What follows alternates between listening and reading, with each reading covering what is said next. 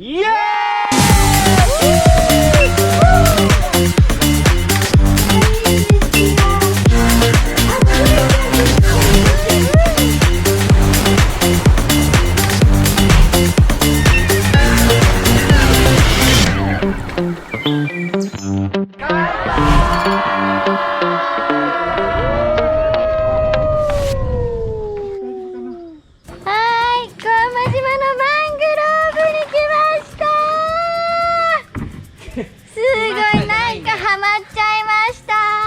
じゃなくてもう行き止まりだったんだよ。進んでたらどんどん進んでったら行き止まっちゃいました。U ターンもできないぐらい細い道だからバックで。じゃあバックで。どうですか沖縄は。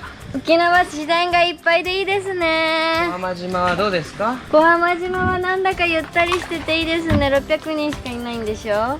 動物がね、動物もいっぱいいてね、いいねって思う。いいねって思う。うん、自然がいっぱいでいいなって。どんな動物さんがいた？ヤギとか水牛とか猫とか、猫もちゃんとカウントしてくれるとこ優しい。あとね、誰いたっけ。あ、鳥とか、サギとか、鳥とサギは別ジャンル。いろいろいます。あー、抜けれるかな。いける。なんか寝転がりたくなっちゃうね、これ。待って。まだ。寝転がるの俺がこんなに必死になって。はい。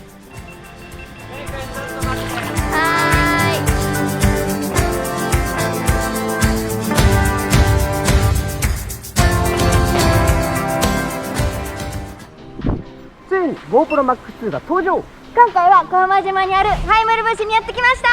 たくさん遊ぶぞー。イエーイ。